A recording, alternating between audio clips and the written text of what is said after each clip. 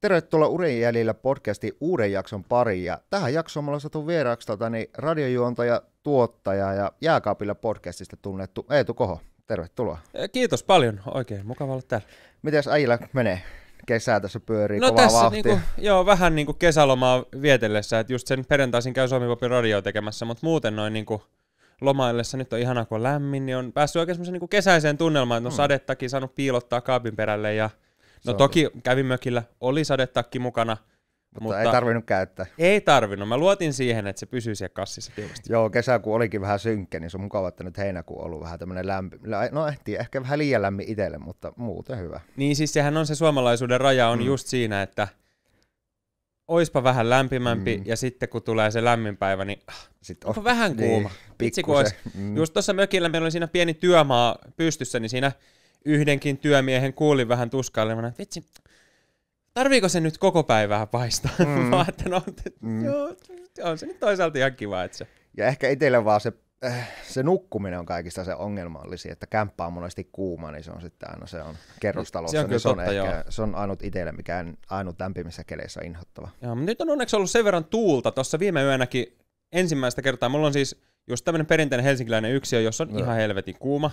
Ja mulla on semmoinen köpö tuuletin, mutta en ole sitä tänä kesänä edes vielä kasannut, koska on ollut niin paskat kelit.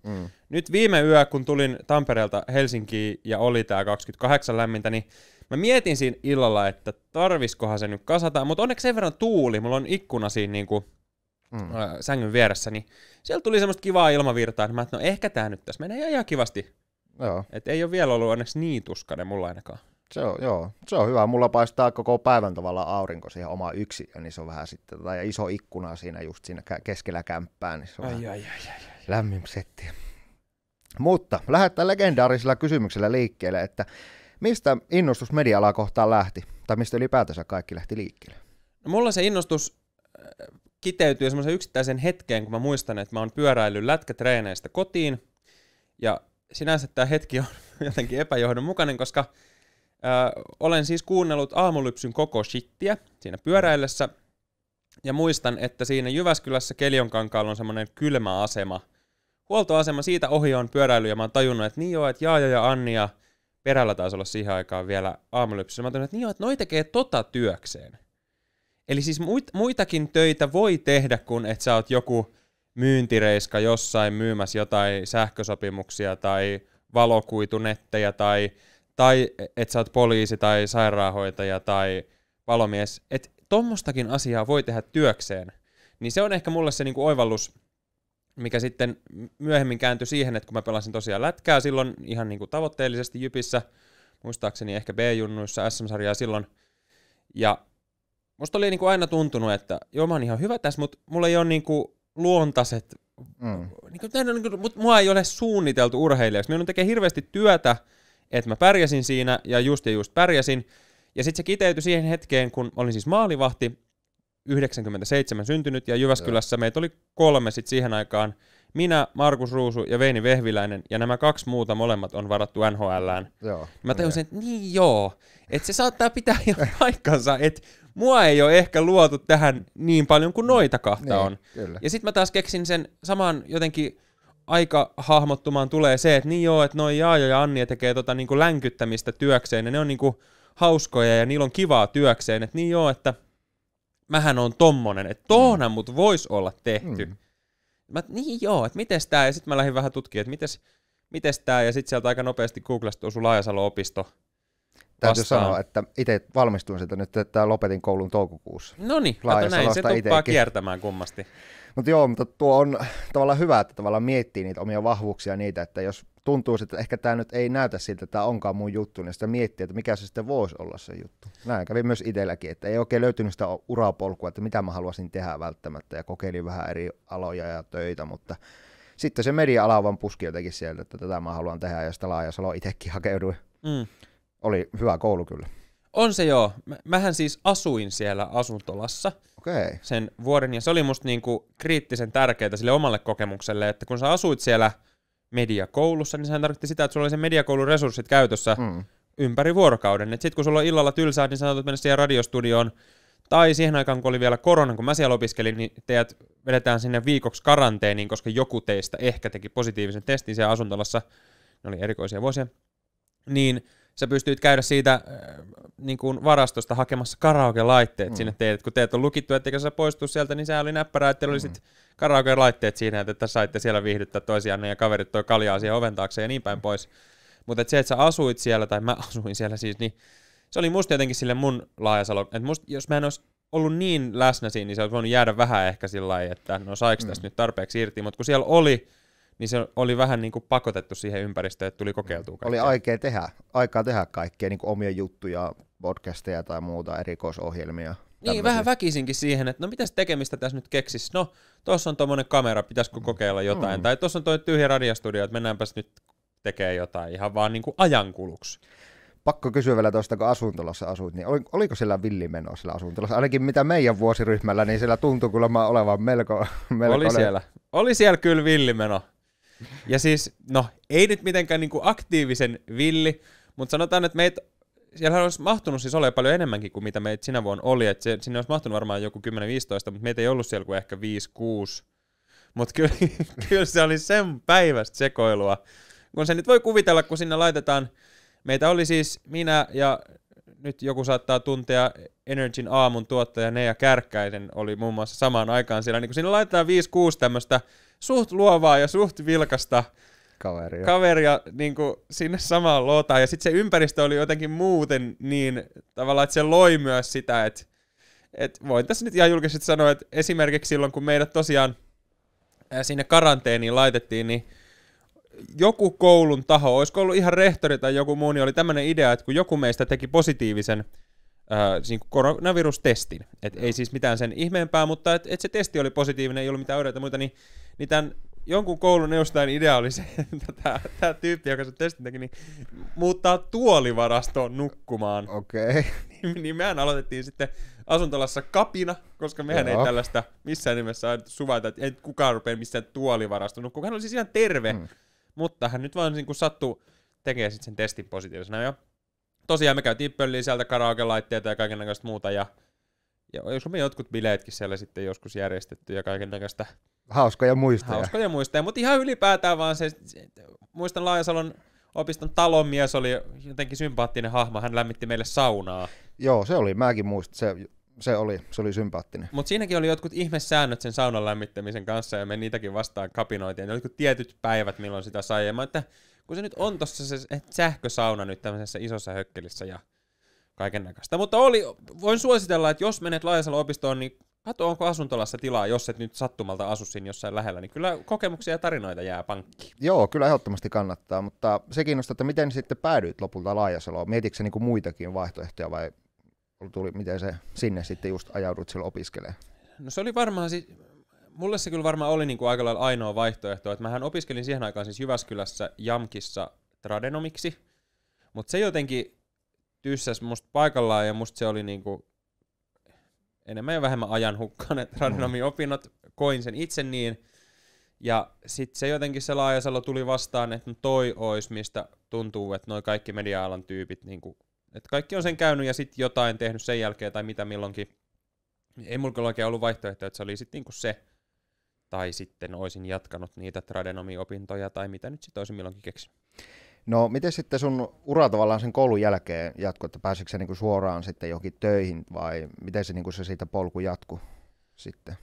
No siis opinnothan meni niin, että mä ensimmäisen puoli vuotta niitä opiskeltiin ja sitten mä pääsin Harkkaan heti niinku vuodenvaihteen jälkeen. Mä olin Energyllä 3 tai 4 kuukautta ja sitten olin juuri valmistumassa, niin mulle soitettiin siitä paikalliselta K-supermarketilta, johon olin siis hakenut silloin kesken opintojen töihin, koska huomasin, että rahat loppuu, että tarvisi fyrkkaa, ja olin sitten, että no tuossa on toi K-supermarketti, että tarvisikohan ne jotain, olin laittanut sen laput vetää, että hei, tämmönen tyyppi, ja oon nyt Energyllä tässä Harkassa, mutta tarvisin vähän fyrkkaa, kun niistä harjoitteluista ei tunnetusti mitään makseta, niin sitten sieltä K-kaupan kauppias soittikin, että hei, että hän näki sun hakemuksen, että he on etsinyt semmoista niinku sometyyppiä tähän kaupalle, ja hän huomasi tuolta sun, niinku, mä olin siis hakenut ihan kassalle duunia, tai mitä nyt sit kaupassa tehdäänkään, että sä oot noita mediajuttuja tehnyt, että haluisit sä tulla tekee heille somea tai ensin. Mä nyt kävin tietysti juttelemassa, että minkälaista se olisi ja näin. Ja sitten päädyin siihen duuniin, Ja sitten itse asiassa en edes valmistunut sieltä Laajasalosta, tai eihän sieltä nyt edes valmistuta varsinaisesti, mutta... Sapi todistuksen vaan. Mutta sitten samaan aikaan siinä juuri keväällä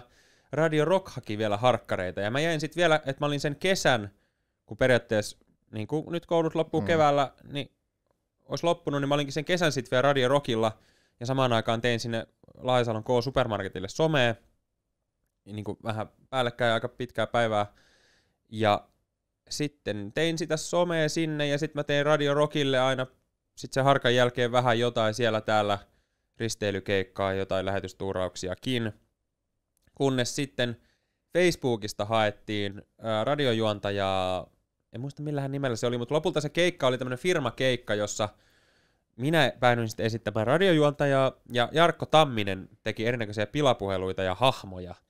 Okay. Ja tämä oli siis tuotantoyhtiö Podcastorin keikka, jossa nykyään olen sitten luovana tuottajana töissä. Okei, mielenkiintoinen tarina. Ja tämä on jännä, niin kuin media-alalla kun kuulee, niin kaikilla on se oma polku, miten on päässyt siihen, mutta kova duunia se aina vaatii. Ja välillä ei pääse siihen heti suoraan siihen hommaan, mitä haluaa ehkä tehdä. Joo, kyllä se on itselle ollut ainakin semmoinen niin kuin selkeä oppi tai semmoinen niin kuin oivallus, että vähän kaikkeen pitää sanoa joo, ja vähän kaikkeen myös kannattaa tehdä, koska niistä ei aina tiedä, että mitä sieltä sitten seuraavaksi aukeaa, tai on aukeamatta. Ehkä joku juttu huomaa, että no tää se nyt ei ainakaan ole. Mutta semmoista niinku monenlaista niinku keikkaa, ja sitten aina myöskin se, että joku keikka, missä haetaan jotain, niin ei välttämättä siinä niinku tavallaan ilmoituksessa näytä yhtään siltä, mitä se duuni sitten oikeasti tulee olemaan. Että sieltä saattaa aueta jotain paljon enemmänkin kuin mitä sitten ehkä siinä hetkessä ne voisi näyttää. Niin, ja varsinkin se sitten, että oppii koko ajan uutta, jos et ole tehnyt sitä hommaa, niin sitten sä saat lisää kokemusta ja kehityt alalla muutenkin siinä mukavasti. Niin, ja sopivasti pystyy omaan CV:sensä kääntämään se jotenkin tosi hyvän näköiseksi. Jonkun ihan turhan päiväisen keikankin, niin se yhtäkkiä näyttää tosi kivalta, ja sitten voi seuraavassa, no itse asiassa oonhan mä tehnyt tämmöistäkin, että... Joskus on kokeilu ainakin. Että mä oon esimerkiksi, en tiedä onkohan mulle CVtä päivitetty, mutta jos nyt päivittäisin CV, niin kirjoittaisin sinne ehdottomasti, että olen pitänyt Tallinnan risteilyllä tämmöisen taikashown. Okei. Taikashowhan siis tosiasiassa on Radio Rockin risteilyllä järjestetty onginta. Siis perinteinen lasten kutsuilta tuttu onginta. Sulla on keppi ja narusta roikkuu ämpäri ja verhon taakse ja sitten joku täyttää ja sitten mä olin siinä niinku vetämässä. Tuli vaan semmoinen ongelma, että emme siis kumpikaan meistä osanneet, jotka sitä järkettiin, niin osanneet tehdä solmua siihen naruun niin, että se olisi pysynyt siinä kepin päässä. Niin jouduimme tekemässä sen luovan ratkaisun, tai minä sen ehkä päädyin sitten siinä tekemään, kun emme muuta keksineet, niin että tästä muuttui taikashow, jossa ämpäri heitettiin dramaattisesti sinne verhon taakse, jossa toinen kaveri sitten täytti sen kaiken näköisellä, ja sitten ämpäri ilmestyi verhon päälle, mutta taika voi olla monenlaista, että taijalla tämä täyttyy tämä ämpäri, että se onginta siinä, mutta alun perin lähdin Radio Rockin risteilylle siis, mitähän mä sinne edes lähdin tekemään, jotain niin kuin vähän apupoika anteroksi. Joo. Ja sitten lopulta mulla oli siellä semmoinen parin tunnin taikashow. Tilanteet voi muuttua aina. Tilanteet saattaa elää. Ja se on ehkä parastakin tällä alalla, koska ei ikinä tiedä, mitä huominen päivä tuo tullessa. Kyllä, ja se, että kun haistaa semmoisen mahdollisuuden raon, niin siihen kannattaa kokeilla, että mitähän tästä jalkaa oveen väliin vaan. Voisiko tässä pikkusen ehkä keksiä jotain luovaa ratkaisua?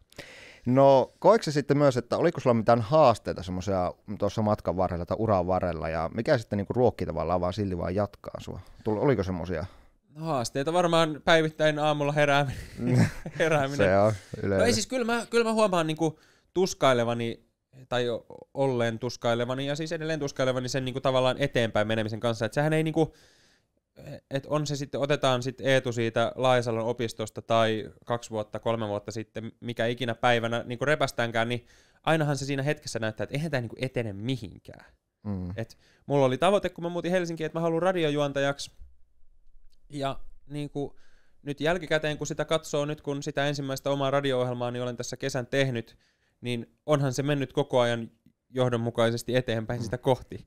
Mutta eihän se, jos sä niinku otat minkä tahansa tältä aikajanalta niinku random päivän niin, ja kysyt, että no miltä tuntuu, menetkö tavoitetta kohti, niin se on sillä, että ei tämä etene mihinkään. Pitää ajatella pitkällä kaavalla vähän enemmän. Niin, ja se näkee sitten vasta vähän jälkikäteen, että no itse asiassa joo, että tuossa oli ihan noin johdonmukaiset portaat ja pykälät, mutta kun mä huomaan olevan ajattelussa semmoinen, niinku, varmaan tulee se urheilutaustasta semmoinen niinku tavoitteellinen, että mä näen, että no toi on nyt se seuraava porras, ja sitten mennään seuraavaan ikäluokkaan, ja sitten siitä sitten me voitetaan SM-kultaa ja sitten musta tulee maailmanmestari ja tavallaan, että ne pykälät nousee, niin huomaan ajattelevani tätä vähän samoin, että no ensin pitäisi päästä tohon ja sitten, että ensin kouluun ja sitten harjoitteluun ja sitten siitä. Ja sitten kun se on sillain, niin kuin, että no ei hätää nyt niin kuin mene mihinkään. En niin kuin lähelläkään sitä, että kukaan soittaisi mulle mistään radiotalosta, että hei, tuutko juontaa ohjelmaa. Että eihän niin nyt käy. Joo, voin samastua tuohon. Itsekin olin Laajasalossa, niin en päässyt valitettavasti harkkaan mihinkään. Ei, mutta mun tavallaan tämä tavoite ei nyt mene eteenpäin, ei millään. Vaikka todellisuudessa olihan siinä niitä juttuja, että missä se eteni tavallaan ja kokemusta tuli lisää. Mutta sitten yhtäkkiä, että sainkin työpaikan ensimmäisen ja sitten tajusin vasta sitten jälkikäteen, että niin, no meni tämä kuitenkin vähän se eteenpäin. Niin, että kyllä se sitten koko ajan pikkuhiljaa siellä sitten menee. Ja sitten se on kuitenkin, vaan helposti. Mä huomasin jossain vaiheessa sen niinku, varmaan sen kokemuksen kautta, kun tuli niitä puheluita, että se tavoite tai se unelma on kuitenkin niinku hyvin monesti niinku yhden puhelun päässä. Et nytkin tässä keväällä niin olin ollut 5 päivää kaverini polttareissa, ja sitten siinä seuraava oliko maanantai tai tiistai, kun olin sitten töihin menossa, varmaan tiistai, kun otin maanantain peliälyllä vapaaksi, niin on menossa töihin ja huomaan, että mun puhelin soi ja mulla oli tallennettu numero ja mä huomaan, että se on Suomi Popin ohjelmapäällikkö soittaa. Ihan no. Niinku puskista, että nyt on kyllä erikoinen, että ei ja sitten vastaa, että no moikka, että mitä kuuluu, mä että harvemmin noi soittelee ihan kuulumisia, että jotain tässä nyt on, ja sitten se puhelu oli se, että hei, et tuutko tekee demo Radio Suomi Popille. Okei. Okay. Ja ihan puskista, mutta se on se yksi puhelu. Ja sitten se voi muuttaa koko touhu. Ja sitten yhtäkkiä se onkin niinku sillä että no hei, kaikki nämä vuodet ovat olleet juuri tätä päämäärää kohti, vaikka edellisenä päivänä niinku ei pienintä hajuakaan, että eihän mä ole niinku lähelläkään sitä, että mä voisin saada radiosta minkään niinku duunin. Okei, eli se tuli tavallaan sulle yllätyksenä, että sä sait sen ensimmäisen tavallaan radiojuontajan työpaikan tavallaan pääsit. Joo, ihan puskista. Siis olen tosiaan tehnyt niinku Radio Rockille jonkun verran keikkaa, joka nyt on tietysti Suomi Popin kanssa niinku samaa syssyä, ja aina välillä niinku kysellytkin sieltä, niinku laittanut maille, että hei, että olisiko mitään, ja viime aikoina niin hyvin vähän ollut yhtään mitään. En tiedä, liittyykö taloudelliseen tilanteeseen, että ei ole rahaa se voi olla. Vai mihin tahansa niinku muuhun. Siellä on jakkarat täytettynä ja näin, ja ajattelin, että no oli jo vähän sillain, no nyt kun tää jääkaapilla podi, mitä teen myös, niin lähti kivasti, niin mä olin vähän sillain, no ei mulla nyt tässä ole ehkä niin sinne radioon nyt hätää, kun tää menee tässä kivasti, niin tehdään nyt tätä ja panostaa tähän ja katsellaan sitä radioa sitten. Sitten vähän myöhemmin. Niin. Ja kappas vaan, niin silloin se puhelin sitten soi. Näinpä. No sittenkö nyt, kun sä se aloitit silloin, niin muistatko sun ensimmäisen lähetyksen? Sattuko mitään semmoisia mokia siinä tai jännittikö paljon ensimmäinen lähetys? No ei se kyllä nyt, kun jonkun verran on jo sitä radioa tehnyt, niin ei se enää siis jännitti, mutta huomattavasti enemmän kuin se ensimmäinen lähetys, niin jännitti se demon tekeminen. Niille, jotka ei ole tuommoista niinku radiodemoa tai mitä tahansa niinku koe-esiintymistä tai muuta tehnyt, niin sehän on sitten ihan hirveetä. Joo. Koska niinku radiolähetyksen tekeminen tai tämmöisen podcastin tekeminen, tämähän on siinä mielessä kivaa, koska tuolla kameran ja kuulolaitteiden toisessa päässä on ihan tavallisia tallaajia, jotka on niinku valinnut, että he haluaa tätä kuunnella ja kattoo vaan. He niinku tavallaan, mutta sitten kun sä menet tekemään sitä demoa, niin sä tiedät, että sen tulee kuuntelemaan nyt vähintään se niinku ohjelmapäällikkö tai se joku ohjaaja, jos se on joku näyttelypätkä tai joku muu. Ja sitten varsinkin kun sä menet Sanomataloon, jossa tietysti itselleni nyt oli paljon tuttuja, että sä ensin siinä moikkailet ja vaihdat kuulumisia, ja sitten sä menet siihen lasikoppiin, mistä kaikki näkee, ja sä oot siinä yksin, ja sä oot vähän sillä lailla, että jaa, no mitenhän tää nyt tästä ja näin, ja sitten sä näet, kun sieltä käy semmosia niinku päitä kurkkimassa sieltä niinku semmosia, näet, että ihmiset, mitäs toi tekee tuolla, koska se on kaikilla kuitenkin aina vähän sellainen, kiinnostaa. Miksi sä oot niinku täällä? Sehän niinku, että jos oot sä sit sairaanhoitaja tai kaupassa duunissa tai mikä tahansa, niin jos sinne sun työpaikalle tulee joku uusi tyyppi, ilman että siitä niinku tiedotetaan, että hei, Markku tulee nyt tohon hyllyttää noita, niin se on vähän sellainen, että anteeksi, mitä Markku tekee täällä? Miksi Markku on näiden ananaspurkkien kanssa tuossa polvillaan tuossa hyllyllä, että eihän Markku ole meillä duunissa. Tiedän. Niin sit kun sä oot siinä lasikopissa ja sä näet sillä lailla, että kun siellä käy se supina, että mitäs tää? Ja sit toki jengi tulee siihen moikkaan, että hei, kiva nähdä pitkästä aikaa, joo, morjes, mä yritän tehdä tätä ja näin. Ja sit sä tiedät, että sen tulee kuuntelemaan nyt vähintään ne niinku päättävät tahot, niin se on jännittävää puuhaa se.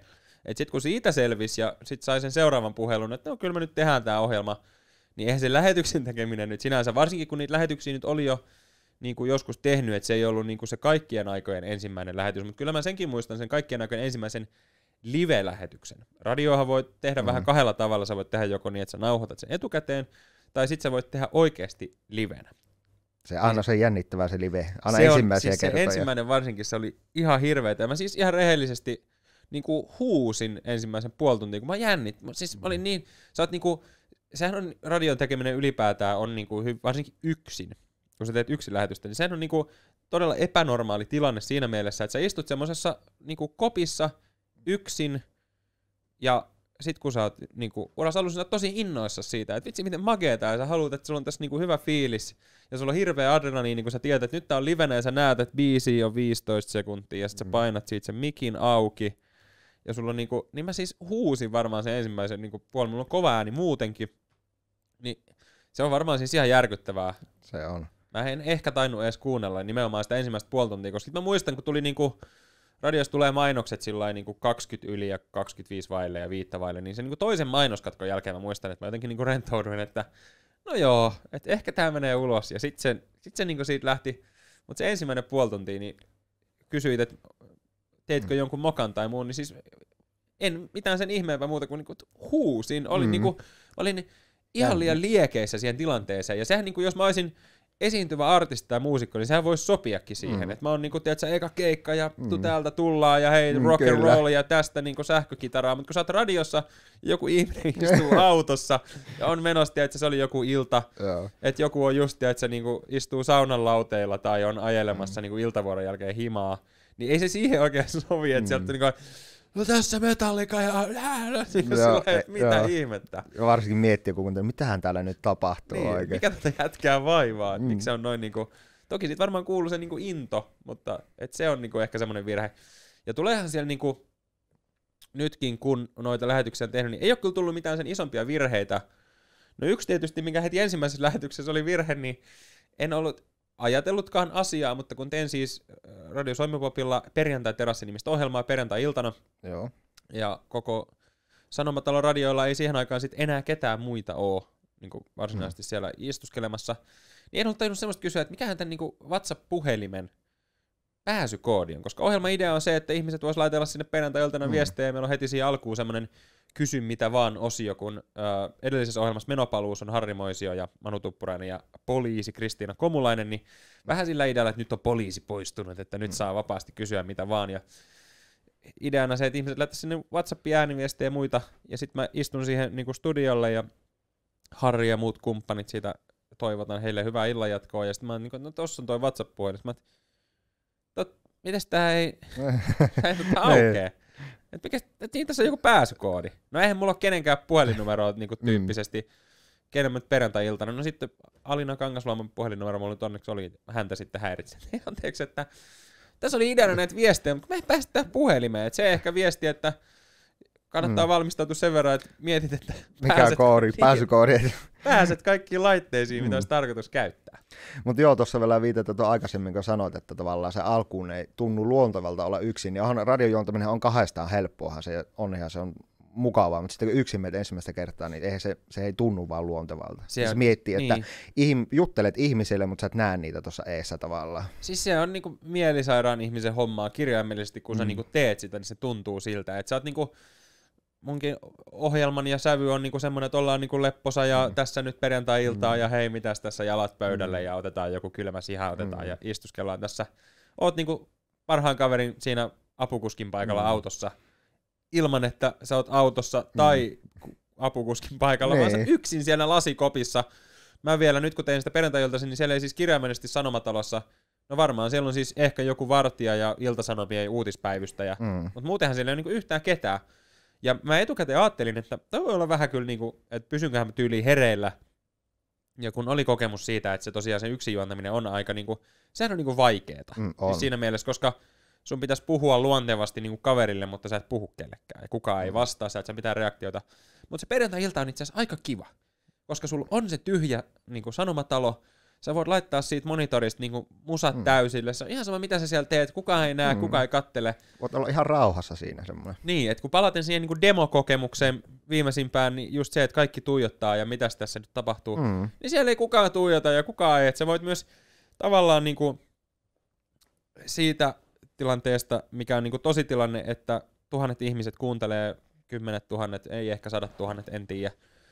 Niin siihen, että no itse asiassa ei tässä kukaan kuuntele. Että se myös tavallaan vapauttaa sen, että siinä on aika kiva tunnelma siinä perjantai-illassa, että no itse asiassa mäpäs tässä höpöttelen, ja kunhan mulla on itsellä kivaa, niin eiköhän se välity tonne niinku mikrofonin ja radioaaltojen toiselle puolelle, että no tuolla on kivaa tuolla ja lepposa meininki ja hyvää musaa, niin mikäs siinä? Kyllä. No mikä sitten sun mielestä just onko se just nuo asiat, mikä on radiossa parasta, ja mitä sä koet, niin mikä on sitä rankinta ehkä radiojuontajana olemisessa? No, aloitetaan negatiivisista, niin kyllä se rankinta on se niin kuin kylmä todellisuus siihen, että kun sulla on se lähetys 3-4 tuntia, niin mitä tässä nyt niinku puhutaan?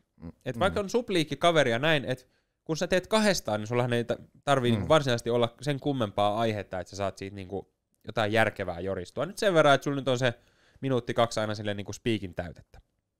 Mutta kun sä oot yksin, niin se rankin on ehkä siinä niinku se tyhjän paperin syndrooma, että minkä jutun mä nyt sit valitsen. Et mäkin paljon, Suomi-Poppi on semmoinen kanava, että puhutaan päivän polttavista puheenaiheista. No perjantai-illassa ne päivän polttavat ei aina nyt ole ihan niitä uutisia, mitkä nyt on käsitelty sit jo päivän aikana moneen kertaan, vaan se saattaa olla vähän jotain puheenaiheita sieltä täältä, nyt sit mitkä on niinku pikkusen siellä niin sanotusti vapaa-ajan vieton puolella. Rennumpia aiheita. Niin, mutta sä päätät ne aiheet, niin vähän se, niinku, että se pääsee aina alkuun. Että no mikä se tämän illan juttu nyt sit on? Mistä tässä puhutaan? Ja se, kun sä yksin teet, niin se sisällön määrä on niinku ihan jäätävä. Ja mä kävin, nyt ennen kuin aloitin tän, niin mä kävin lanseeraamassa tämän ohjelman sitten Suomi-Popin illassa Tuuli Mattilan kanssa. Ja hänen kanssaan niin sit samalla just puhuttiin, ja hän ei itse asiassa mennyt sit lopulta päästää mua pois sieltä, kun hänkin tajusi siinä, että tämähän on kahdestaan aika paljon helpompaa, että yksin kun tekee, niin niinku jutun aiheita palaa ihan tosi paljon, että siihen 3 tunnin lähetykseenkin, niin sulla pitää olla se, mitähän mä sanoisin, ehkä 4 aihetta tuntiin, suurin piirtein 3-4 aihetta tuntiin, vähän riippuen kuinka pitkään ja kuinka paljon sit tulee viestejä ja muuta. Niin siihen tarvii olla niinku sitä tavallaan paljon puheenaihetta jonkun verran. Et sit kahdestaan kun sä teet, niin sä voit nyt aika lepposastikin, ja siinä nyt saa vähän niinku, että kun toinen kertoo oman mielipiteensä ja sä kerrot omansa vähän niistä, niin se on äkkiä niinku tehty. Mutta sit kun sä oot yksin, niin se on ehkä se niinku vaikein puoli radiojuontamisen, se, että sä päätät. Että pitää tehdä se päätös, että mistä mä nyt sit puhun. Siinä ei mennä takki auki. No ei sinne ihan niinku takki auki mennä, vaikka itse olen niinku ehkä enemmän sen koulukunnan tyyppejä, että ei nyt liikaa suunnitella mitään, mutta kyllä sen on niinku huomannut, että yksin kun tekee, niin on vähän suunniteltava. Että nyt tänäänkin, kun perjantaina tätä nauhoitetaan, niin illalla on radiolähetys, niin nyt kun on aamupäivä, niin kyllä mä tästä kun mä lähden, niin kyllä mun täytyy tossa jokunen tunti 2 vähän selailla, että mitäs tässä nyt tänään sit juttelisi. Valmistautua tavallaan tulevaan lähetykseen. Niin, että sulla on joku haju. Että sitten se saattaa elää siinä lähetyksen aikana, että jostain aiheesta tuleekin sit joko itselle mieleen tai kuulijoiden viesteen tai puheluiden kautta niin kuin enemmän, että hei, uusia kulmia, mutta se, että no mitä jos ei tuukaan, mitä jos tää onkin nyt se kuiva ilta, niin sulla on oltava vähän niin kuin, että se on ehkä se rankin puoli. No sit se paras puoli, mitä kysyit, niin kyllä se paras puoli on se live. Musta se on niinku, ja tää kuulostaa varmaan kaikille, jotka ei ole niinku radioa koskaan tehnyt, niin tosi tyhmältä, mutta se paras puoli on siinä se, että kun sä lähet siihen, sulla on se biisi soi, ja sit sä näet, että no nyt tossa on 20 sekkaa, että tohon mä hyppään, mä laitan vähän musavolaa, ja mä tohon avaan mikin, ja mä tohon heitän ton, ja sit sä vedät se speakin, ja sä ajat siihen sen linerin, ja sit sä lähet, uusi biisi alkaa soimaan, sit siihen introille, että no niin, nyt Beemin kaikki arvoinen tässä, ja oikein hyvä perjantai-iltaa, ja dippadappaa, niin se jotenkin se liven semmonen niinku laineilu ja semmonen, niin siinä on joku niinku oma fiiliksensä. Se on paljon semmoinen erilaisempi, kun äänittäisit sen niin etukäteen jonkun erikoisohjelman viikonlopulla. Siinä on vaan semmoinen oma juttus. Joo, ja sitten nimenomaan just se, kun sä teet sen livenä, se samahan voidaan tehdä niin sanotusti träkkäämällä, että sä nauhoitat sen niin etukäteen se spiikin ja sä painat, että no nyt toi biisi lähtee ja nyt mä avaan mikin ja nyt mä näin, ja jos se menee mönkään, niin sä voit tehdä se uudestaan. Mutta sä teet sen livenä, niin siinä on niin kuin omanlaisensa. Ja varmaan siis just niille, jotka ei radioa ole tehnyt eikä kiinnosta, niin kuulostaa tosi tyhmältä, mutta se on se juttu. Sitä on vaan tosi kiva tehdä. Ja sitten myöskin se, että kun siinä livessä sit oikeasti tapahtuu, esimerkiksi mun ensimmäisessä nyt tässä perjantai-terassin-lähetyksessä, niin olisiko ollut nimimerkillä Timppa, niin kommentoi sit jotain aihetta, mikä meillä siinä oli, ja sitten kesken hän lähti se ääniviestin, kesken sen ääniviestin hän sitten ihan vaihtui aihe siinä. Yhtäkkiä hän alkoi kertomaan, että hän unohti avaimet 250 kilometrin päähän, ja että mitä olet mieltä, että kannattaisikohan niitä lähteä sitten hakemaan, vai mitenhän tässä nyt sitten. Ja Ja tavallaan siinä tuli se live-elementti. Sitten me alettiin siinä lähetyksessä livenä sitä nyt yhdessä sitten kuulijoiden kanssa pohtimaan, että mitähän tässä nyt sitten tehdään ja laitapa Timppa viestiä, missä suunnalla oot, onko joku muu liikkumassa ja näin. Ja sitten se lopulta päättyi siihen, että Timppa totesi, että hän vetää auton sivuun ja ottaa tuosta pari horsmaa tienposkesta, tekee niistä kauniin kimpun ja toivoo, että vaimo päästää sisään. Et siellä sitten kuitenkin oli joku kotona.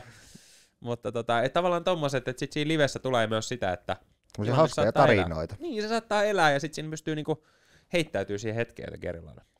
Sä oot myös tuottaja, niin minkälaista tuottajan työ on? No tuottajan työ on niinku, itse koen sen, tuottajan työhän voi olla, niinku, tuottaja siinä on huono termi, että sehän voi olla ihan mitä vaan. Leffoissa se tuottaja on monesti se, joka kerää rahaa tai se, joka tekee aikataulut tai mitä vaan. Mutta mulle se niinku, tuottajan työ on ehkä semmoista niinku, ideointia ja asioiden aikaansaamista. Et olin siis tuotantoyhtiö Podcasterilla ihan päivä töissä tuottajan tittelillä. Itse usein kirjoitan sen malliin luova tuottaja, jotta ei kukaan erehdy kysymään multa mitään niinku teknisiä juttuja, koska en ole niissä ihan mahtava. Selviydyn, mutta en ole mahtava.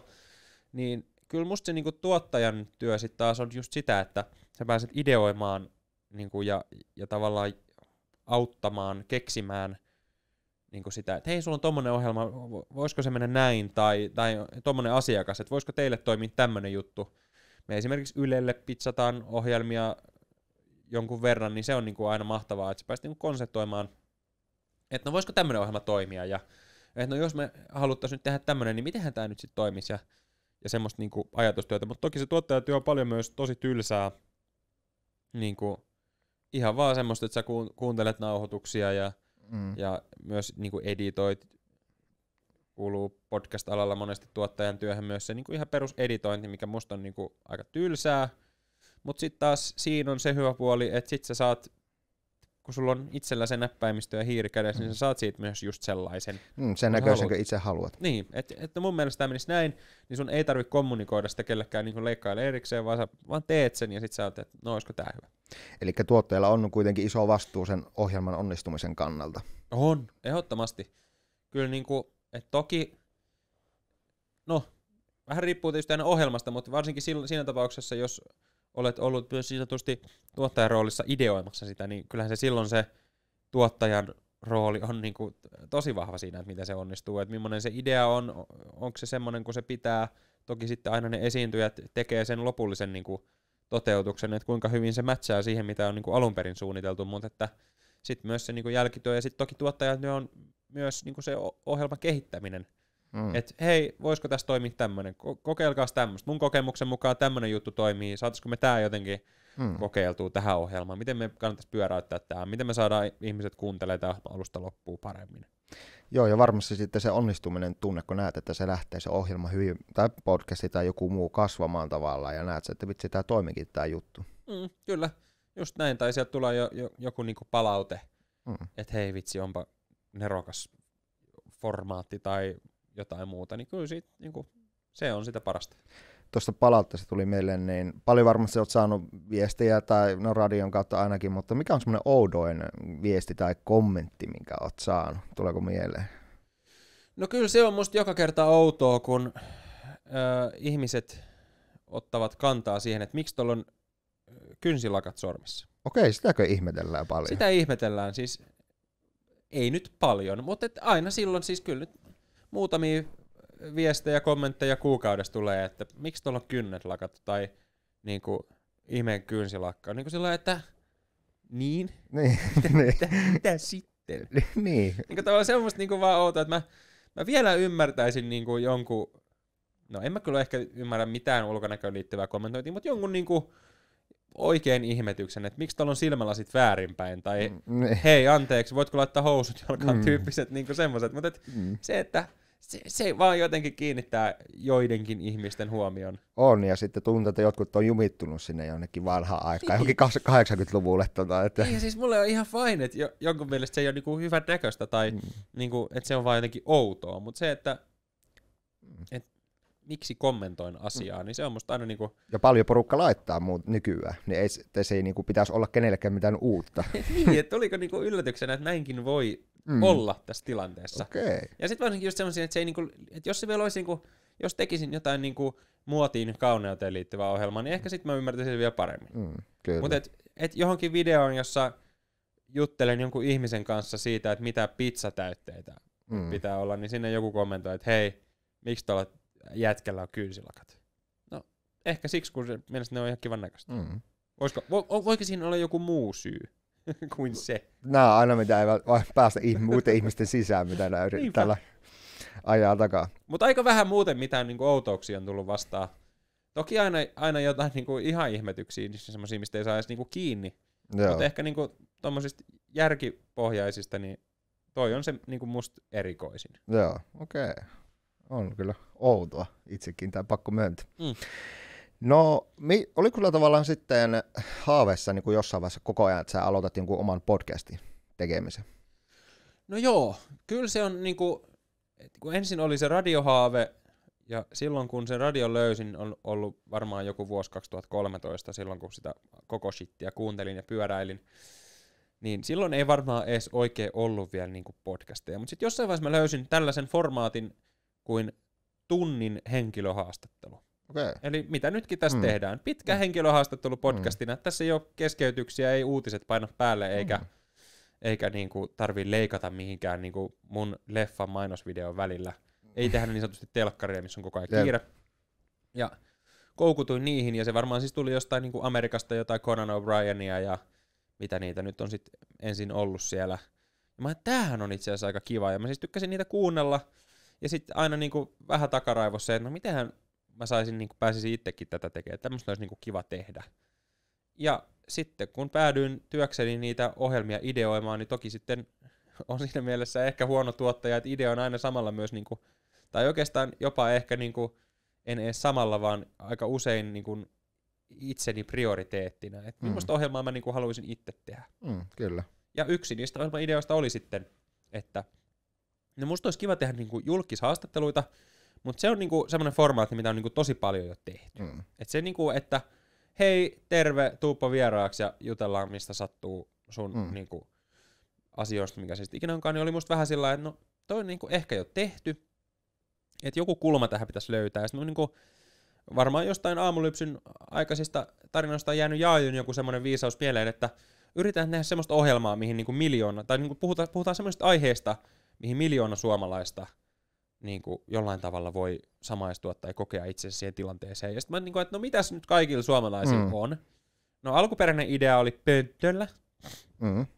Eli siis kaikilla on vessanpönttö. Joo. Ja se nyt on sitten niinku tarinoita, mutta sitten mä ajattelin, tämähän voi olla vähän vaikea toteuttaa, että kuka tulee mun kanssa istuu pöntölle. No sit jääkaappi oli se seuraava, kaikilla on himassa. No kaikilla on jääkaappi, että voisiko niinku tämmönen ruoka-aiheinen, että mä tykkään ruuasta, en ole mikään niinku ruokahivistelijä, en myöskään mikään niinku suuri kokki tai mitään muuta vastaavaa, mutta hei, hyvä ruoka maistuu, mä kiinnostaa jutella siitä, että voisiko tää niinku toimii. Ja sitten mä soitin Veronika Verholle, koska ideana siis oli se, että saataisiin niinku kovia julkkisia. Mä soitin Veronikalle, että hei, että sä oot niinku nyt kovan profiilin julkkiset. Tuntuisiko se kuinka suurelta yksityisyyden loukkaukselta sulle tämmönen ohjelma, että sä otat kuvan sun jääkaapista, ja sitten mä laitan sen studiossa tohon ruudulle, ja sitten me siinä jutellaan nyt, että mitä siellä jääkaapissa nyt on. Ja toki niin kuin ihan kaikesta muustakin nyt elämäntyyliin liittyvästi, että ei idea ole se, että ai kato maito, ai kato juusto, kyllä. Ai kato tomaatti, eihän siinä nyt ole, vaan niin kuin puhutaan elämäntyylistä, mutta siinä vähän niin kuin toimii. Topii semmoista erilaisuutta siihen versus, että ei. Niin, ja se vaatii niin kuin tietyllä tavalla nyt sen niin kuin pienen heittäytymisen sit vieraaltakin, että se laittaa sen kuvan ja se avaa sen jääkaapinsa. Ei toi nyt suuri, ja Veronika sanoi, että ei toi nyt kauhean pahalta kuulosta, että kyllähän niinku, joo, ja sitten se alkoi hautua se idea, ja se hautui sitten varmaan pari vuotta, ja sitä pitsattiinkin erinäköisiin paikkoihin, ja sitten se ei oikein niinku ottanut tuulta alleen, ja sitten me vaan niinku päätettiin, että hei,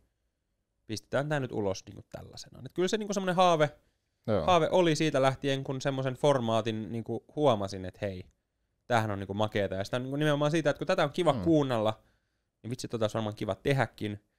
Ja kyllä nyt tänä päivänä voin sanoa, että kyllä sitä on tosi kiva tehdä, että se ykköslaji mulle on se niinku live-radio, mutta kyllä ihan tosi tasoissa, välillä jopa niinku edellä on se tunnin henkilöhaastattelu. Mutta sähän, missä vaiheessa sitten sulla sen tavallaan niin kuin oliko se alku kuinka semmoinen, niin että lähtikö se saman tien niin nousuun vai miten se kasvutarina tavallaan lähti sun podcastilla? No jokuhan voisi sanoa, että se vieläkään lähtenyt nousuun. Se tullaan samaan tilanteeseen kuin tämän niin uran kanssa ylipäätään, että eihän se niin minä tahansa päivänä, kun sä kysyt, no okei, ei ehkä minä tahansa päivänä. Siinä päivänä, kun me julkaistiin se Timo Kahilaisen vierailu, niin siinä päivänä musta tuntuu, että no okei, nyt tää lähtee kivasti. Joo. Mutta aika usein muuten, niin eihän se niin siinä hetkessä tunnu, että tämä nyt mitenkään menee yhtään mitenkään sen kummosemmin kuin nyt mikään aikaisempikaan ohjelma, mitä on vuosien saatossa tehnyt kaikennäköisiä kokeiluita.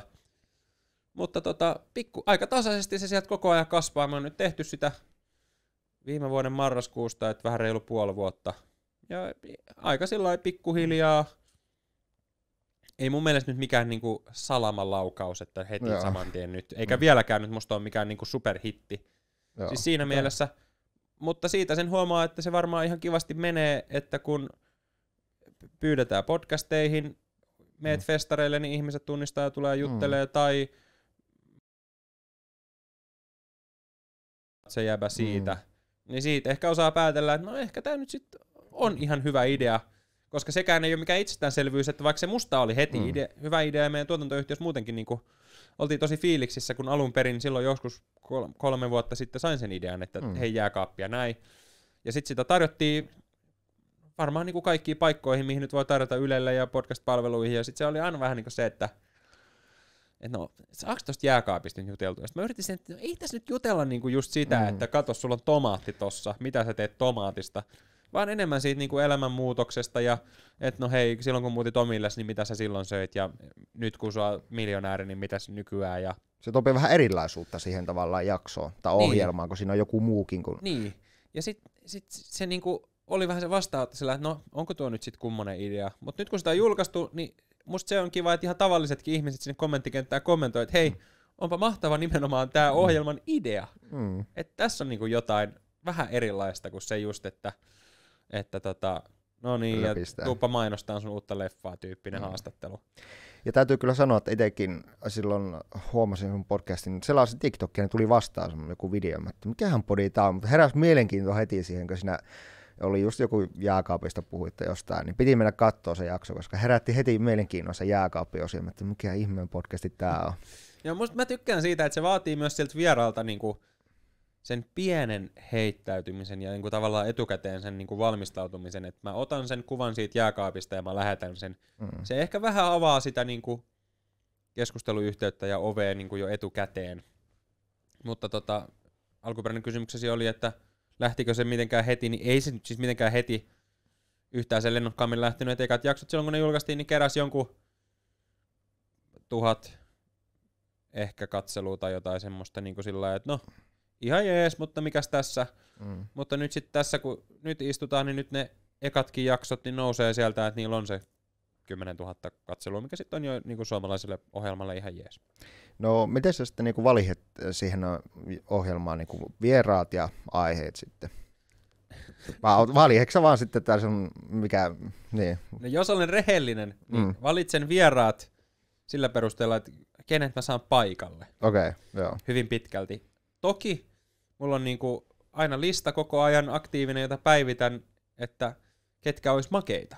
Ja sitten mä lähden niitä niinku kyseleen ja etsin yhteystietoja, että mistä mä voisin saada tämän tyypin kiinni ja että tää olisi makea. Ja sillä lailla täytyy kyllä sanoa, että on niinku onnekkaassa asemassa, että aika moni siitä listasta, ketä mulla on ollut mielessä, niin on myös saanut.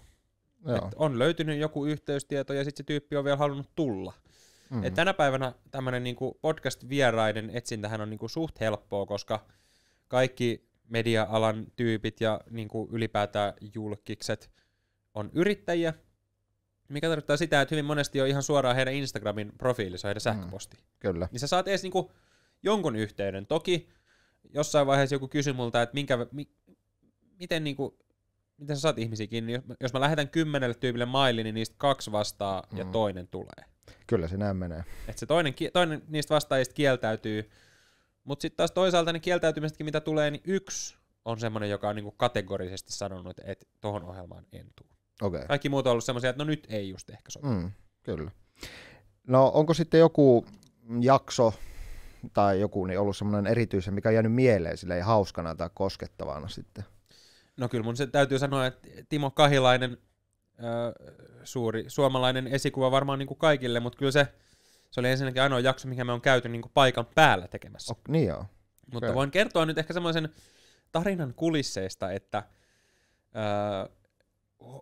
se miten, kun kysyit, että miten niitä vieraita valitaan, niin miten nyt Timo Kahilaiseen just päädyttiin, oli se, että mä näin, että niiltä on tulossa tämmöinen kuin Mökkinaapurit-sarja. Joo. Ja meillä oli tälle kesälle niin kuin vähän hahmotuksessa, että voitaisiin tehdä kesällä semmoinen niin kuin aavistuksen niin kuin mökkiteemainen. Vähän niin kuin tuotantokausi, vaikka tähän samaan syssyhän nämä nyt on tullut, mutta että puhutaan vähän mökkeilystä ja otetaan niin kuin pikkusen sitä vinkeliä niin kuin vahvemmin. Ja sitten mä ajattelin, että tämähän sopisi aika hyvin tämä niin kuin Mökkinaapurit TV-sarjasta tämä meidän niin kuin mökkijääkaappi. Tämä voisi niin kuin promo mielessä tulla, koska samalla kun sä buukkaat niitä vieraita, niin jotta ne vieraat tulee, niin niillä yleensä tarvii olla jotain vähän, mitä mainostaa, niin sitten ne helpommin tulee. Ja sitten mä niin kuin, että mistä nyt Timo Kahilaisen yhteyteen, että eihän se niin kuin, minä Eetu tässä Hyvinkäältä terve, en tunne yhtään julkisuuden henkilöä, mistä minä nyt Timo Kahilaisen numeron saan. No, onneksi olen tässä nyt, mitähän mä olisin 4-5 vuotta näitä media-alan töitä tehnyt ja kerryttänyt sen verran tuttuja, että et jos olisit mut 5 vuotta sitten kysynyt, niin ei mitään palaa. Mutta nyt tänä päivänä, että no, hei, mähän tunnen Mikko Kuustosen. Kuustosen Mikkohan on noita kummelijuttuja tehnyt. Laitamaan Mikolle viestin, että hei. Että huomasin, että noilta tulisi tämmönen mökkinaapurit, että mitä luulet, olisikohan se Kahilainen, että onkohan se niinku ruokatyyppi? Joo. Ja, että niinku, olisiko se olla niinku millään tasolla mahdollista? Mikko vaan vastasi, että joo, että kyllä se on ihan ruokatyyppi, ja antoi mulle sitten suoraan niinku Timon numeron. Okei. Okay. Ja sitten mä, että mulla on tässä Timon Kahilaisen puhelinnumero, että joo. Ja edelleen palataan 5 vuotta takaisinpäin, niin no, en tiedä, olisinko ollut niin rohkea, että olisin soittanut, mutta tänä päivänä, no, rimpautan, että no morjesta. Ja ensin Timo ei vastaa, ja sitten mä laitan hänelle viestiä, että hei tämmöisellä asialla. Ja kohta mä katson puhelin soi, Timo Kahilainen soittaa. No niin, terve, me vastaan, että no morjesta tämmöinen. Joo, hän ehtikin tuossa jo katsoa, että ja sitten se oli aika vaikea, hän tietysti niinku on hyvin yksityinen ihminen, että hän ei niinku, hän on tehnyt ihan linjauksia, että hän ei niinku perhettä ei muuta halua. Ja sitten, että no, että tehdään vähän tällainen niinku työjääkaappi kulmalla, niin kuin me sitten tehtiinkin se lopulta, mutta se oli niinku, että no eihän oikein niinku Helsinkiinkään päin ole tulossa. Ja se, niinku, sit mä olin jo heti sillä lailla, että no ei meidän ei sit tehdä. Joo. Et mä olin heti sillä lailla, että ei missään nimessä niinku, ei meidän tarvitse tehdä. Et jos sulla on niinku tommonen fiilis ja näin, niin ei tehdä. Et en halua mitään niinku epämukavuusalueita tai muita sillä lailla niinku sen kummemmin tutkiskella, vaan niinku näin. No sit hän ei kuitenkaan lopettanut sitä puhelua, vaan hän niinku sit kohta niinku taas on sillä lailla, että no joo, no ei tää nyt onnistu. Ja sit kohta hän niinku päivämäärää on lyömässä kalenteriin, että näin.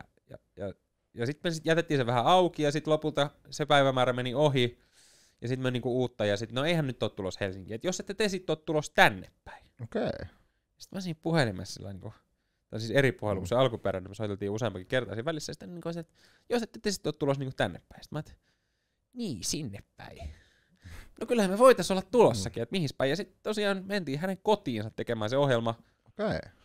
Et hyvin mahtavaa niinku timomaista kummelihahmoisuutta on niinku tässäkin, että eihän niinku varsinaisesti kotiaan eikä edes omaa jääkaappiaan halunnut esitellä, eikä sitten lopulta esitellytkään, mutta hän kuitenkin kutsui tekemään se ohjelma hänen kotiinsa. Se on kyllä kova. Ja kyllä se niinku, sitä kun siinä sitten käytiin ja tosiaan sit kun ajettiin sen pihaan, niin siellä niinku kanat juoksee vapaana ja muuta, niin kyllä se on varmaan semmoinen, mitä kiikkustuolissakin tulee muisteltua, että melkoinen kokemus. Melkoinen kokemus, että kyllä niin kuin niille, jotka suuria kummelifaneja on, niin voin sanoa, että kyllä ne kummelihahmot on mahtavia, mutta kyllä ne itse tekijätkin niin aikamoisia kummelihahmoja varmasti on ja aika velikultia. Melko persoonia. On kyllä, mutta se oli kyllä niin kuin mahtava ja suuret kiitokset Timolle, että hän meidät otti sinne ja jakoi oman tarinansa ja tosi paljon kummelitarinaa. No kauanko sulla sitten yleensä niin kuin kestää tavallaan tämmöisen yhden jakson tekeminen? Kauan sulla yleensä menee siinä suunnilleen? Sä olet kuulostaa tosi paljon mun pomolta. Ai jaa. Kauan sitä sitten menee? Pitäisikö kauan sitä osaa sanoa? No siis jakson nauhoituksessa nyt menee se, että jos me noin tunteroina yritetään tehdä, niin kyllä siihen nyt yleensä pari tuntia sitäkkiä menee, niin kuin siinä mielessä varataan, että vähän ennen siinä niin kuin, ja sitten otetaan valokuvat ja muuta. Et ehkä siihen jakson nauhoittamiseen voi varata sen pari tuntia ennakkotyöhön, niin kuin, että vähän tutustuu ja miettii, niin ehkä tunti suurin piirtein. Yleensä vieraat on niin tuttuja, että aika nopeasti sit se kulma niin sanotusti hioutuu, että mistä tämän kanssa puhutaan, että ei sitä tarvitse niin etukäteen miettiä hirveästi. Mutta kyllä niihin jälkitöihin sitten varmaan menee se, mitähän mä sanoisin, 1 työpäivä. Se on se suuri ehkä se, ja se vaikea ehkä se jälkityö. Niin. Helpointahan se on se suunnittelu ja sen itse jakson nauhoittaminen. Niin, mutta se jälkityö se just, että sitten tehdään sen ohjelma. Mä tykkään itse henkilökohtaisesti tänä päivänä, mä koen, että kun tehdään videopodcastia, niin se on niinku sama asia kuin tehdään telkkaria. Et se on sitten oltava niinku hyvä se pätkä. Toki ei se nyt niinku tuotantopanokseltaan siitä kasva, mutta se, niinku, se mielikuva on se, kun ihminen katsoo sitä, että tämä voisi olla niinku periaatteessa TV-ohjelma. Ja se nyt kummonen, niinku, ei siinä nyt ole liikkuvia kameroita eikä muita, mutta niinku sillai ajatuksena. Niin kyllä se sitten pitää tehdä hyvin. Ja sitten toki niinku tänä päivänä siinä on tosi isossa osassa ne niinku somepätkät. Että niillä se niinku rahoitetaan se homma. On hirveä kävellyn kesken lauseen, mutta et niiden tekemiseen, ja toki niitäkin voi tehdä tekoälyllä ja tekstitetään tekoälyllä ja kaikenlaista muuta, mutta kyllä siinä sitä manuaalista työtä sit vaan niinku tavallaan vaaditaan, että se niinku sun pitää valita ne pätkät ja sun pitää niinku, kyllä mä tykkään leikatakin ne semmosiksi, kun mä itse haluun, että joo, tekoäly tekee ihan hyvää, mutta onko se sitten aina just se, mitä mä haluun, ja sitten musta siinä tekoälypätkissä on vähän sekin ongelma, että ne sit tosi nopeasti näyttää samalta kuin kaikkien muiden pätkät. Näinpä. Mutta niin kuin sanoit tuossa somesta, niin some on vaan nykyään todella isossa osassa niin kuin podcasteissa ja radiossa. No oikeastaan missä vaan. Kyllä se niinku, just niin kuin itse sanoit, että sulla tuli se somessa vastaan. Et ei sitä niinku kukaan löydä. No toki YouTubekin on siinä meille some. Sieltä sen nyt voi orgaanisesti ihmiset löytää, joo, mutta et niinku, aika harva, jos mä laitan sulle tohon niinku jonkun random tunnin tube-videon eteen, niin sitä klikkaa, jos ei ole mitään niinku hajua tai kokemusta siitä, mitä se on. Mutta jos ne on muutaman kerran somessa nähnyt sen pätkän, niin ne on, että hei, tämähän oli ihan kiinnostava. En ehkä vielä lähde nyt suoraan katsomaan tätä koko pitkään, mutta sä oot muutaman kerran nähnyt, ja sit sulla tulee vastaan se kansikuva, että siinä on Köpi-Kallion naama ja elämänhallintaongelmia kysymysmerkki. Ja sä tunnistat, että hei, toi on toi jääkaappi-logo tossa ja toi vaaleansininen väri. No, annetaanpas tälle nyt tälle tunnin jaksolle mahdollisuus. Mutta se on niinku aika iso kynnys ainakin itselleni, kun jonkun verran niitä tykkään oikeasti katsella niitä tunnin videoita ja kuunnella. Niin en mä mitään uutta ohjelmaa kokeile niinku ihan summassa. Kyllä. Vaan sulla pitää olla joku kokemus siitä, että kun mä klikkaan tuosta ja käytän tähän tunnin, niin mä myös saan tästä jotain. Niin siinä musta ne somepätkät toimii tosi hyvin, että sä pystyt niillä vähän vaivihkaa ihmisille ujuttaa sitä siementä. Että kun sä oot tarpeeksi monta kertaa nähnyt sisältöjä siitä ohjelmasta ja siitä aihepiiristä, niin sit sun on niinku helpompi uskaltaa tehdä se ensiaskel ja hypätä sinne ihan niinku kokonaisen jakson pariin. Niin, tai sitten just sekin, kun sä teet niitä someklippejä, niin joku mielenkiinnostava vieras, josta niin kun se ihminen katsoja kiinnostuu, niin se senkin takia voi mennä sitten katsomaan sen jakson, kun se huomaa, että hei, et vitsi, tuossa on muuten tuo mielenkiintoinen tyyppi vieraana. Kyllä, tai sä saatat saada jonkun mielenkiintoisen vieraan sen takia, että se on nähnyt niitä sun videoita. Esimerkiksi artisti Elli Noora tuli ihan suoraan sitä kautta, että olikohan se jopa niin, että hän jopa niin kuin laittoi viestiä, että hei, onpa kiva ohjelma, että eikö hän jakoi jossain omassa Instagram-tarinassaan, että hän on tykännyt hirveästi katsella tämmöisiä niin kuin erinäköisiä jääkaappiaiheita ja muita, ja sitten siitä päädyttiin niin kuin vestittelemään. Ja sitten myöhemmässä vaiheessa hän tuli sitten vieraaksi, kun oli niin kuin sopiva aika hänen puolestaan, mutta ihan sitä kautta, että hän oli tullut meidän sisällöt vastaan, niin sitten siitä päädyttiin sitten hetken päästä siihen, että hän oli vieraana. No näin. Se on kyllä mielenkiinnostava tarina. Ja sitten varsinkin tolleen, että tulee itse joku tommonen artisti pyytämään vielä, että tavallaan juttelee. Joo, että sitä kautta se niinku avaa sitä, että hei, tommonenkin on ja mä tykkään näistä aiheista, niin se voisi olla. Ja sitten myöskin ihan sitä kautta, että sit kun ne somepätkät menee, niin sit sieltä tulee niinku managereilta ja muilta tulee ihan yhteydenottoja, että hei. Sitä ei tuommoista äkkiä aattele joku ihminen, joka aloittaa vaikka tekemään podia tai ei ole niin tietäväinen tästä, että minkä takia ne tekee noin paljon niitä klippejä välttämättä tuonne TikTokiin tai muuhun sommaan. Just se, ja sitten taas niinku itsellä myöskin, mä oon sitä koulukuntaa just, että mä tykkään, että niitä klippejä tehdään sitä oikeasti paljon. Et mä saatan julkaista 2 klippiä päivässä joka päivä. No nyt mä oon kesällä ollut vähän epäaktiivisempi, että mä oon ehkä tehnyt vaan 1 päivässä. Kun olen kesälomalla, niin en nyt ehkä ihan koko ajan jaksa niitä olla niinku miettivässä. Mutta mä oon sitä koulukuntaa, että mä saatan katsoa itse kuluttajana jostain TikTokista niin jonkun leffan.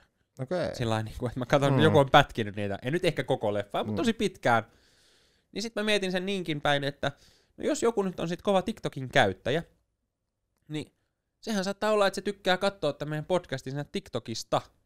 Että jos mulla on tunnin jakso, niin mä saatan leikkaa siitä 20 klippiä. Niin sä saat jo aika hyvän kuvan siitä niin kuin koko jaksosta, kun sä katot ne kaikki. Ne on yhteen putkeen siellä sen, kun selaat vaan, niin aina tulee seuraava. Että onko se multa pois, että kun meidän business perustuu siihen, että me saadaan mahdollisimman paljon näyttökertoa tälle ohjelmalle, niin se, että tuleeko ne tuolta tunnin jaksosta vai tuleeko ne täältä niin kuin minuutti kerrallaan, niin ei sillä nyt mulle ole merkitystä. Kunhan ne jostain tulee. Niin, siis just se, että ei se nyt ole sitten, että jos joku tykkää kuluttaa sitä tollain, niin siinähän sitten kuluttaa. Ei se ole niin kuin multa pois. Että mun duuni on vaan tehdä se saavutettavaksi se ohjelma sille, joka sitä tykkää katsoa. Kyllä. Media-alalla, kun oot juontajana ja teet podcastia ja paljon oot monessa paikassa mukana, niin minkälainen sä oot sitten niin kuin kulissien takana? Mun kamerat on kiinni ja mikit on kiinni. Minkälainen sä oot vapaa-ajalla? Onko sulla jotain muita intohimoja tai miten sä rentoudut? No rentoutuminen, niin täytyy kyllä sanoa, että ruuan kautta. Kyllä mun se ruoka niin kuin aika pitkälti näyttelee roolia, että perjantai, jotain hyvää safkaa. Mutta kyllä mä niin kuin toivoisin ainakin, että olen kameroidenkin sammuttua niin hyvin samanlainen kuin on. Niin kuin ei ole mikään semmoinen rooli päällä tavallaan kameroiden edessä. Ei kyllä toivottavasti ainakaan ole. Toki nyt niin kuin, aina kun esiinnyt, niin pyrin nyt ehkä olemaan niin kuin napsun viihdyttävämpi. No en mä tiedä, ehkä edes viihdyttävämpi. Mutta niin kuin, nyt ainakin ulospäin suuntautuneempi. Että kyllä mä nyt saatan sit olla vähän enempi omissa oloissa, niin tykkään olla yksinkin tosi paljon. Mutta kyllä mä oon tosi sosiaalinen. Kyllä mä niinku, jos me ollaan porukalla jossain, niin kyllä mä varmaan oon eniten äänessä. Kyllä. Kyllä mä niinku aika samanlainen koen olevani ja niinku sillain. Mutta toki vaikka on supliikki ja niinku ekstrovertti, niin kyllä sitä niinku omaakin aikaa kaipaa. Kyllä mä tykkään olla ihan yksinkin. Ja sitten myös sen on huomannut, että vaikka tekee kivoja töitä, niin voi myös niinku väsyä. Joo, se on kyllä ihan totta. Et se oli iso oppi. Me käytiin, varmaan pari vuotta käytiin Hata ja Millun kanssa juontamassa abiristeilyt. Niitä oli niinku 2 lähtöä ja se oli aina niinku 2 päivän stintti. Tai niinku 2 bileiltaa. Tosi kivaa, ihan sikamakeet duunia. Laiva täynnä niinku bilettäjiä ja olen suuri niinku juhlimisen ja tommosen niinku, miksi sitä nyt sanotaan, ilottelun ystävä. Tosi kivaa, en koe niinku pätkääkään, että se oli työtä. Mutta mä olin tosi loppu niitä reissujen jälkeen. Ja se niinku, että niin joo, että tässä voi myös väsyä, vaikka on tosi kivaa. Ja sama nyt niinku keväällä tossa, kun puristettiin noita jaksoja kasaan ja kaikenlaisia muita duuneja, mitä oli, niin huomasi sen, että kyllä tässä niinku myös väsyy, vaikka tää on tosi kivaa. Niin ehkä semmoinen niinku, just se oma vapaa-aika, että osaa arvostaa sitäkin, että täytyy oikeasti palautua ja täytyy olla tekemättä mitään.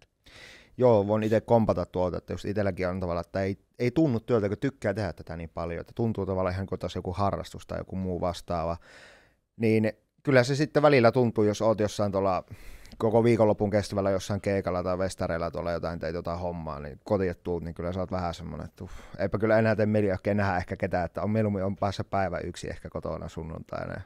Just se, ja mä siis vielä tuosta niin palautumisesta, niin mä siis kuulostaa tyhmältä, mutta tykkään tosi paljon niin pitkistä kävelyistä. Okay. Se niin palauttaa, ja siihen liittyy nimenomaan se, että siihen joku hyvä podi korviin. Se joku hyvä tunnin haastattelu, missä Conan juttelee jonkun Howard Sternin kanssa, niin ihan parasta paskaa. Ja kävellä siellä jossain tuolla. Nättii kuin luonto. Tuosta merenrantaa painaa menee, niin mikäs siinä tallustelisi? Samalla kuunnella joku hyvä jakso siihen. No, miten sitten, kun somessahan tulee kaikenlaisia tämmöisiä negatiivisia kommentteja, niin käykö sä paljon niitä lukee? Niin, tai mitä susta kirjoitetaan, tai missä, tuleeko sun paljon luettua, tai miten sä reagoit niihin? No kyllä, mä siis kaikki kommentit luen, mitä meillekin tonne tulee, ja mä yritän olla, että ne ei niinku menisi ihon alle, eikä mä nyt sano, että niinku ei tule semmoista kommenttia, mikä menisi niinku varsinaisesti ihon alle, mutta kyllä se tietysti aina harmittaa, jos joku on sitä mieltä, että no esimerkiksi semmoista kommenttia tulee välillä, niinku, että hei, älä puhu jonkun päälle. Ja mä nyt mielestäni niinku tarkoituksella kenenkään päälle puhuu, mutta me käydään keskustelua ja välillä nyt ihmiset puhuu päällekkäin, ei se on musta vaarallista. Ei, siis sitä sattuu. Niin se, että kyllä se nyt aina on sillä niinku harmittaa, että jos joku kokee, että no vitsi, sen mielestä toi nyt ei ollut niin hyvä, kun noi nyt puhu tossa päällekkäin. Niin kyllä se niinku harmittaa, mutta sitten semmoinen kikka, minkä mä voin sanoa ihmisille, että jos tulee jotain niinku paskaa kommenttia, tai ei edes niinku paskaa, vaan niinku just joku ihmettelee, että miksi tuolla on kynsilakkaa tai että olipa surkeeta. Tosi vähän semmoista kyllä tulee, mutta on niitä nyt joskus joku tullut.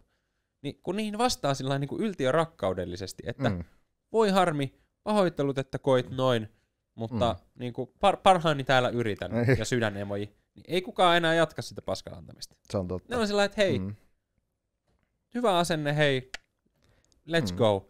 Tai just jollekin vastasin tuossa, kun kynsilakkaa ihmetteli, että mitäs, niin vastasin, että suuret pahoittelut tästä kynsilakasta.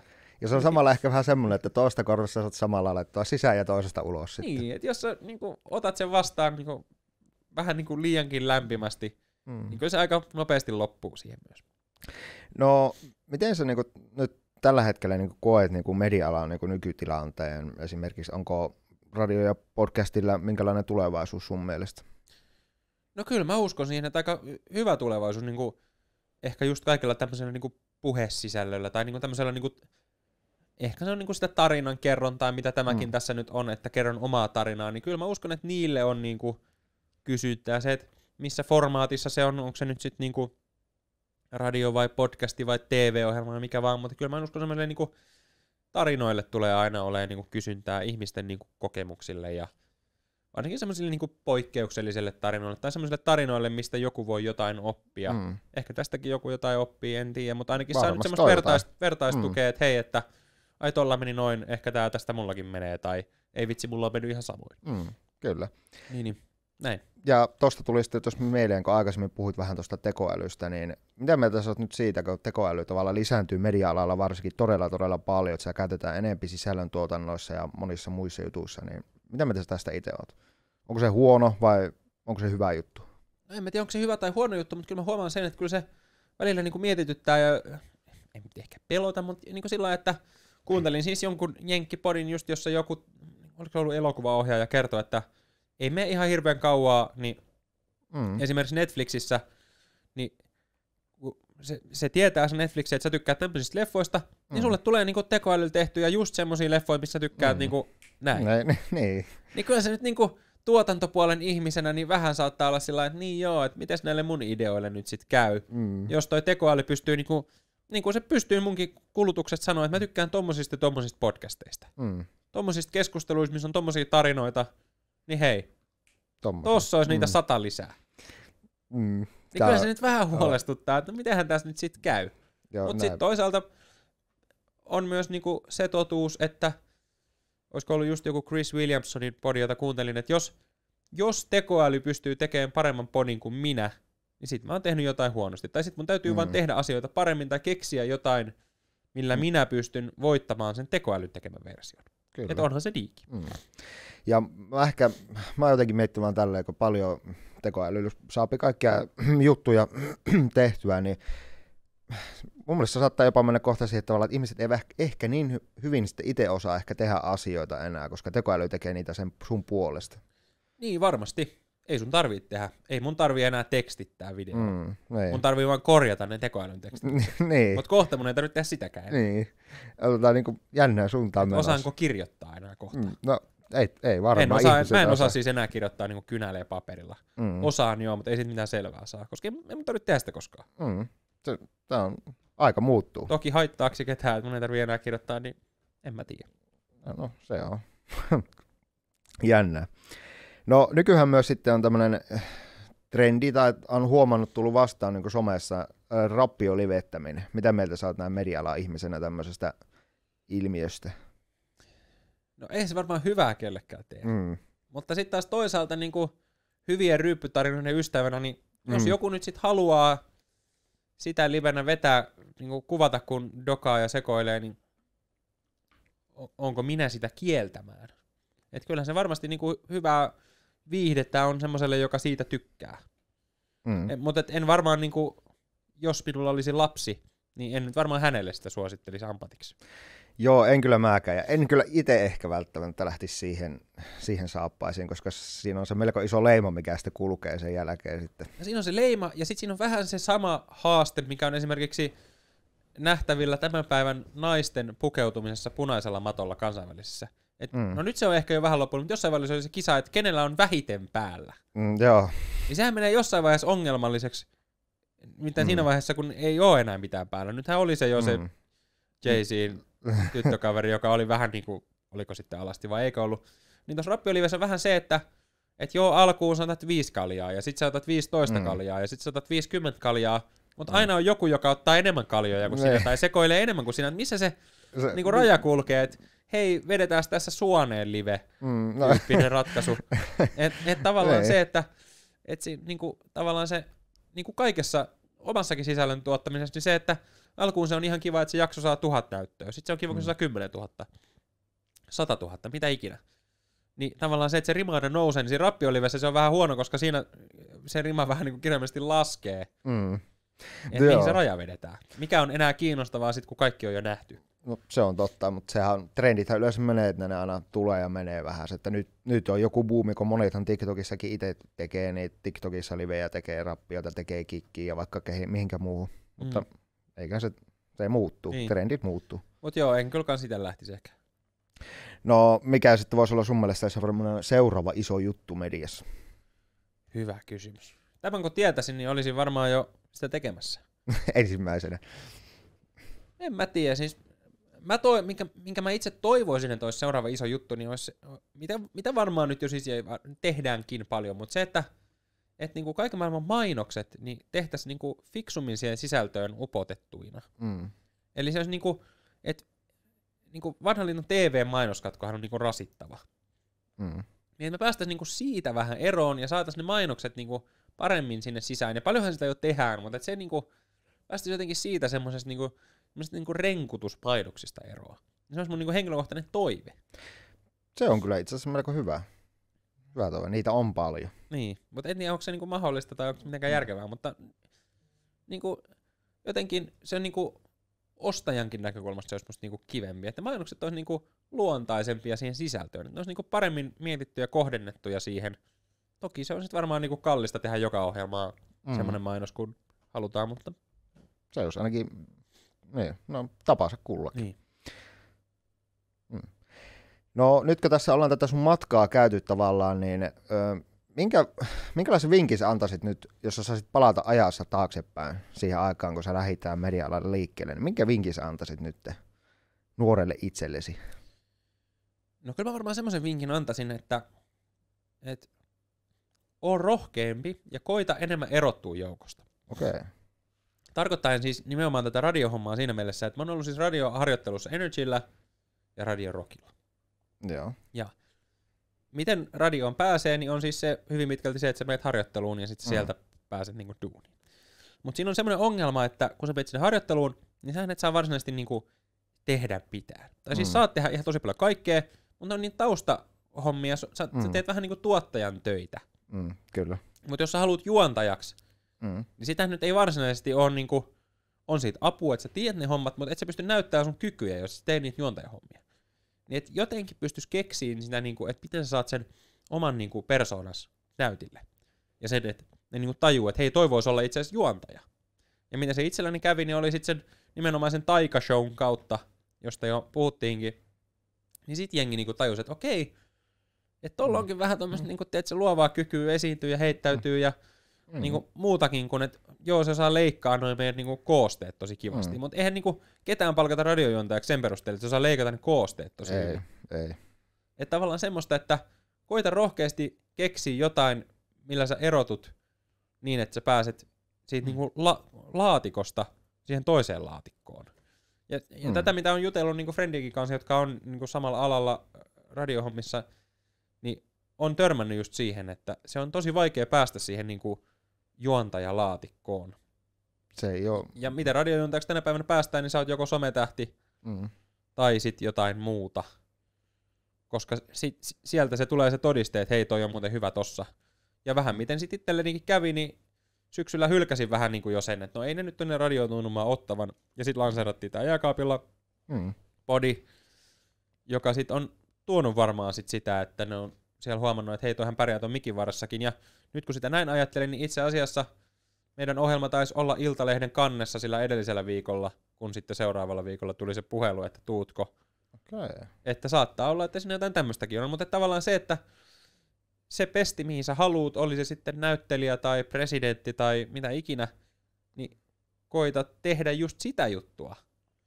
Edistää sitä. Niin, että koita erottua sillä jutulla, mitä siinä sun unelmahommassa tarvitaan, eikä välttämättä siinä hommassa, mitä ne sulta nyt just pyytää. Onhan sekin toki hyvä, että jos sut pyydetään leikkaa ne koosteet, niin leikkaa ne nyt hyvin, ei siitä nyt varmaan haittaa. Niin, kyllä. Mutta ei sua sen perusteella niinku palkata sinne juontajaksi. Tässä on myös hyviä vinkkejä, jotka haaveilee tavallaan alalle, jotka miettii, mitä pitäisi tehdä, niin näitä vinkkejä. Et jos haluat näyttelijäksi, niin on siitä nyt varmaan ihan apua, että sä siellä oot niinku cateringissa töissä ja näet, miten se niinku näyttelijät siellä toimii, mutta ei ketään välttämättä palkata siihen pääosaan sen perusteella, että se...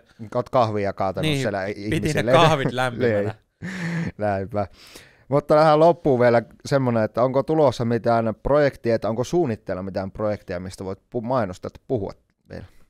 No ei kyllä, toivottavasti, tai siis kyllä me nyt syksyllä noita jääkaapilla jaksojakin taas tehdään, että nyt tässä kun elokuussa sitten lomilta palailen, niin rupean taas niitä buukkaamaan, että niitä me nyt tässä kovasti tehdään ja toivottavasti radioakin nyt sitten saa vielä lisää tehdä, että mutta ei ole kyllä semmoista, niinku, multa just tuossa kysyttiin, että no mitä nyt sitten seuraavaksi, kun nyt tämä yksi unelma omasta radio-ohjelmasta on tullut toteen, niin mä sanoin, että no en minä tiedä, että ehkä olisi ihan kiva, että tätä radio-ohjelmaa saisi tehdä vielä lisää. Et se mikä tällä alalla tehdään kyllä tosi hienosti on se semmoinen niinku tulevaisuuden epävarmuuden luominen, että tehdään nyt ja katsotaan nyt sitten, miten se lähtee, niin tehdäänkö sitten lisää vai miten nyt sitten tehdään ja no on jaksot ihan hyvin sanonut näyttöjä, mutta että vielä pitäisi vähän saada, niin saataisiin mainostuloja lisää ja tavallaan semmoista niinku epävarmuutta, niin ehkä niinku itse toivoisi sitä semmoista niinku stabiiliutta, että nyt on aika kivasti menee, niin nyt vaan niinku lisää puita näihin uuneihin, niin se olisi niinku ehkä semmoinen, mitä itseltäni toivoisin, että toivottavasti nyt ihan mahtavan kovia vieraita syksyllä, jotka tulevat jääkaappiaan esittelemään, niin se olisi niinku ykköstoive, mitä on tulossa, mutta en vielä tiedä, ketä siellä tulee syksyllä olemaan. Jäämme mysteerillä odottamaan niin, että jos on hyviä, niin saa vinkata kyllä. Jees. Kiitos Eetu, kun pääsit vieraksi tähän ja sua voi kuunnella esimerkiksi tänään tai joka perjantai Suomi-popilla. Kesällä perjantaisin 8 aloitan Radio Suomi-popin perjantai-terassilla, niin siellä muun muassa. Ja Jääkaapilla jaksot löytyy Jääkaapilla nimellä YouTubesta, Spotifysta, somet sitten myöskin sillä nimellä, niin sieltä voi käydä väijymässä erilaisten ihmisten jääkaappeja. Jees, käyköhän ottaa podcastia Suomi-poppi haltuun. Morjes. Hyvä.